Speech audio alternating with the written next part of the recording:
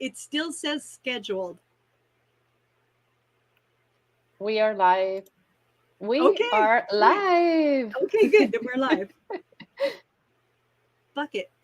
Okay. Well, then good. Here's what I wanted to start with today. Okay, Solange. I thought that maybe we would look at the handy dandy ephemeris. So, an ephemeris charts all of the sky transits, all of the planetary movement, and it's all written in a book, very easy to understand for me. No, it's actually pretty easy to read. So if you buy an ephemeris, you can take a ruler, go down the page. It has it by date, month, year.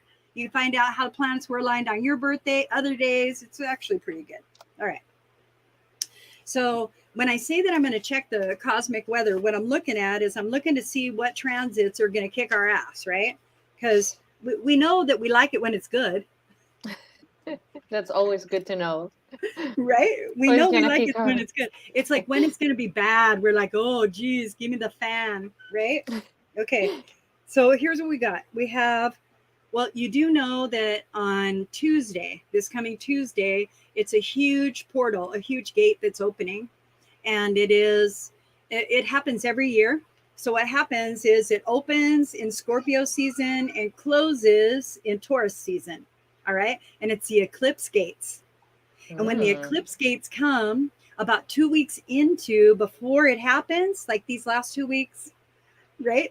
Everybody goes crazy. I freaking love it.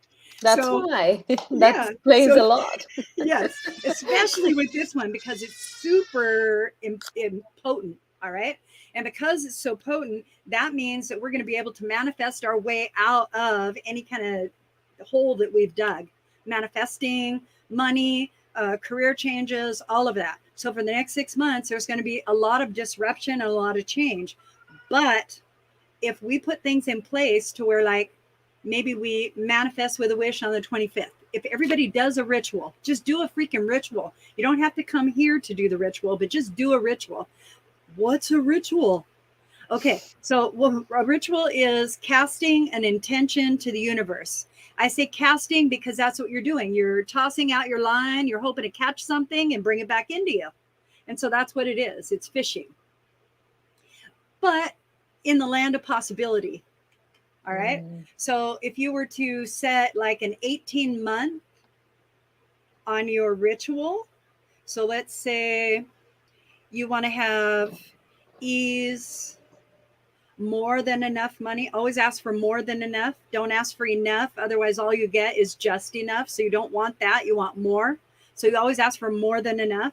So what does abundance feel like? You're going to bring that into your heart. You say, oh, that's how it feels. It feels like lunches on the terrace, Morocco at 5. You're going to take all of that energy. You're going to put it into the paper that you're going to write down what you want on. Okay. And you Mm. just write it down. You say, this would be nice to have. I would really like this. You go ahead and you light a candle because fire is a good component to have anytime you're manifesting. When you can connect to the elements of the earth, that's when you're going to get the best manifestation because that's where everything comes from physically is the earth. Okay. Mostly, well, we have asteroids and stuff like that, but you know what I get. You know what I mean.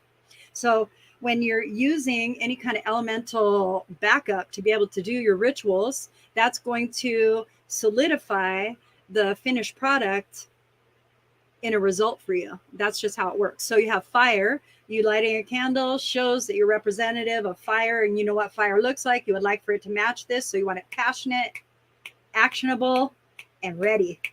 And then you Mm. have wood, right? So you can take a little stick of Palo Santo, put the little stick of Palo Santo in there, then that way it's holy wood. So now it has a different connotation. So the wood would be like tree magic and all of the wood that you see in the world, but that's also the connection to earth and sky, right?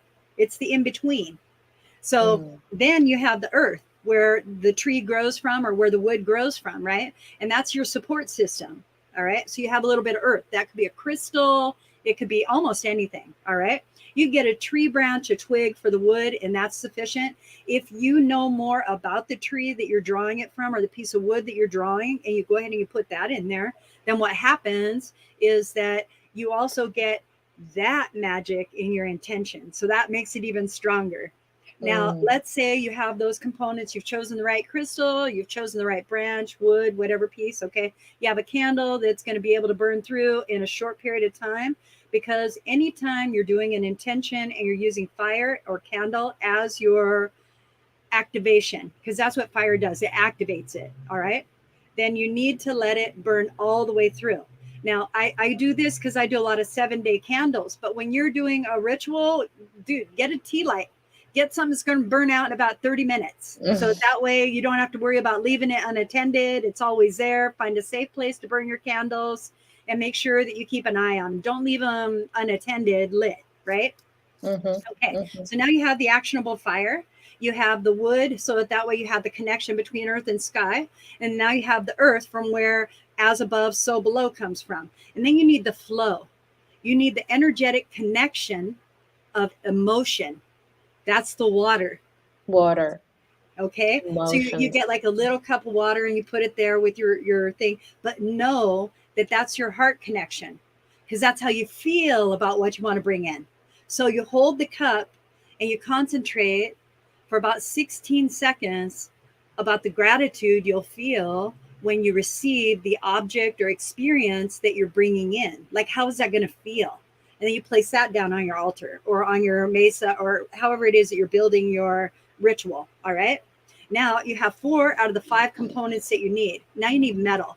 The reason that you need metal is because we're always asking for more. When we're asking for more, that's abundance. And we think that money is abundance. So coins, that's why metal. But metal has a lot of different connotations, right? So it's the 2-edged sword of both sides of the street for truth. It is also sharp as your wit. So it is your mental acuity, and it is your spiritual well-being. So everything metal that you're putting into your ritual needs to have a little bit of you in it.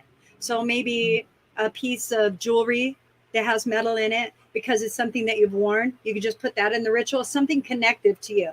Because what you're doing is, with metal, you're connecting to the earth, because that's where you find metal is in the earth. And then you're casting it all the way up through the water, the wood, into the air, right? Into the connection. So that way, when you connect to the God of your understanding, your belief system, and you bring that juicy energy down to power what it is that you want to do, you have all 5 components. So it's fire, wood, earth, water, metal. And then that way it's all representative of you. So when you do those rituals, that's the easiest way to do it. That's just what I like doing. And then, and the ritual shouldn't take like 15, 20 minutes. And what I do is, because I don't want to, like, if I write something on a piece of joss paper is made specifically for manifesting and abundance and to give out to the universe like it doesn't matter. This is what joss paper is. All right. That's what joss paper is. And so what you do is you want to spend it in the best possible way that you can. So if you're manifesting something, right, you write that. Okay. And then you burn it. And the reason that you burn it is because you want to release it to the universe, completely. We have a tendency to say, oh, that's so nice, I think I'll save it. To read it later. That's right. Yeah, I want to remind myself of what I don't have. Right? So that's it. Yeah. Yes. Well, on that particular night, so that's going to be the 25th, right? That will be the new moon. All right. I have my little super powerful. Yes. Well, it's going to be in Scorpio, and it's also going to be an eclipse. So you're not going to see everything that you need to see. Something about an eclipse, too, is that you do not manifest during an eclipse. You ask. You don't manifest. It's not something that you effort. You move into allowance because you're in the dark. You don't see everything that's going on. There's not total illumination. So you want to ask. And you need to understand that you're asking in faith rather than manifesting with a ritual. So you're asking through the ritual for these graces. And then that way during the eclipse, it's not going to come out exactly the way that you envision it. That's why you don't manifest. That's why you ask. I would love to have ease and grace in my life. I would love to have more money just fall into my lap from other streams of income. I would like to have, and it might sound like manifestation, but you're just in the flow of the ask. All right. Mm. But you're also releasing any outcome about it, so that way, whatever you receive, you can be in gratitude of, instead of, oh, I wanted it like this. Or maybe it would have been nice like that. So there's stuff like that. Mm. Yeah. So let's see. Well, you know what's pretty good is that Jupiter is still in Aries, and it's getting ready to go direct pretty soon. It's going to go, well, let's see when does the expansion planet go direct? Okay.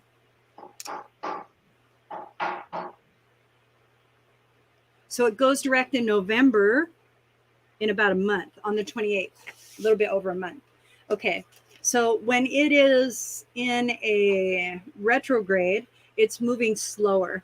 All right. It doesn't mean that it stops expanding. It just means it's staying in that house longer. And so it's expanding what's in the house. So everything that has to do with Aries, passion, fire, action, manifestation, all about learning who you are. I am. There's a lot of I am happening right now. And so all of that has to do with the placement of Jupiter in Aries. And so at the end of November, it'll start to release, and it'll move from that position into the next house. So for the distortion planet of Uranus will come out of retrograde in January. So those two planets that are in retrograde are going long and slow over everything that you're doing as far as how you are and how you manifest. So anything that you used to do isn't the same anymore. Any way that you used to make money has changed. Any way that you used to earn a living has changed. The way that you feel about it, the way that you show up, all of that. And that has to do with the planet Uranus being in its, well, they call it its least positive place in Taurus. And so because it's in Taurus, it's disrupting a lot of finance. But if you work with it, if you work with Uranus, all right, with that particular energy of distortion, and you couple it as a retrograde planet with Jupiter, then what you're doing is you're expanding the distortion. So if you look for places that maybe you didn't have what you wanted, and you put a seed there, you'll see it start to grow, and it distorts the surrounding area. So if you want more money, then you plant your seed of more money in the middle of where you think you don't have it. And then what happens is it distorts the surrounding energy, and it brings it in. So that's how you kind of look to see in the universe where it is that you're going to go. Anyway, so that's our cosmic report for right now. All right. Super interesting. Well, this last week, I had a lot of time to think about what it is that I wanted to do for everybody. And so I'm ready to go ahead and begin then. Perfect. Okay. So we have one person viewing this moment and switch. Yes, no problem. I'm ready. And so this week, what happened is that I had a friend go down to a show for me because I had to stay here and be with clients. And she went and she shopped for me, and she bought these incredible things. So she's at a table and she's calling me, oh, Lucinda, hey, guess what? I'm at this table and there's these really beautiful strands of beads and I really love them and I should get you some because I think you need them. And I said, really? You really think I need beads? I don't do a lot of beading. You need these because we'll go ahead and we'll string them together. I said, all right. so she went ahead, she bought me all these beads. Now these beads, we're going to make like all kinds of stuff out of them, but I just have to show you all the colors that came in all these beads. Aren't those beautiful? And they're all different, and they have just like, they're just so pretty. So anyway, they're just so pretty. Whoops, I disappeared. But my plan was to leave you showing all the products and everything. So that was great. That was great. It was almost like I went like this, abracadabra. And boom. Yeah. So anyway, so she got me those strands of beads, and I have some plans for them. We are going to probably do a class to where it's a manifesting class to where we have like a little ritual bag that we make and we'll sew the beads onto so that we have our own pouch and stuff like that. That's what I think I'm going to use them for. So I'm excited about that. But I don't know. I don't know how many of you do plant medicine, okay? But I really want to talk to you about plant medicine. So I did a lot of research during my youth. All right, I'm still in my youth, so that's why it's hard for me to say that. Anyway, I did a lot of research in my youth, doing various drugs and having different trips and different plants and all kinds of stuff. And then I stopped for a long time. And the reason that I stopped was because I wasn't doing it for the reason that I thought I needed it. I was doing it mostly to escape so that way I could shut this off and I wouldn't keep getting like spirit asking me questions and telling me shit, because that was just so fucking irritating, because I didn't want to be in that life. I just kind of wanted to party and be okay. So so anyway, well, this is how that works out. And so anyway, one of my favorites are psychoactives. Okay. So go figure, right? I love color. So anyway, one of the psychoactives that I really like are mushrooms. Okay. And I have like these clear quartz mushrooms that I just got. They're so pretty. All right. And what I plan to do with these is I'm going to attune them to the plant medicine so that way they can be held for amplification and clearing during your microdosing or during your tripping. Okay. So let's talk about tripping. What do mushrooms actually do? All right. So mushrooms for me, okay? If I take mushrooms or if I eat mushrooms, I'm not going to give you doses or anything like that. We're all freaking different. I'm not going to tell you like a hookup or anything like that, because I'm not about that. It's if you're getting them, please be safe and really know where you're getting them from. So source responsibly for yourself. That's what I will tell you. All right. Make sure it's a trusted individual that is, maybe not somebody just off the street. Okay.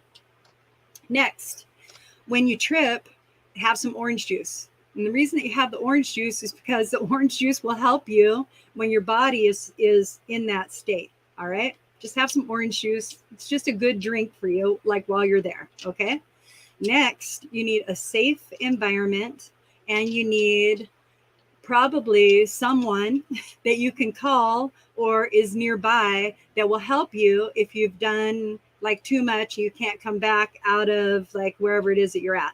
And that sounded really scary.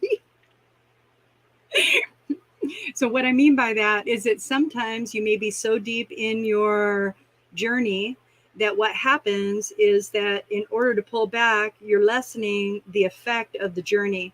And it feels as though you're fighting against your own psyche. And basically you are. So what you want to do before you do that is have in place maybe a time, because it's usually a duration, right?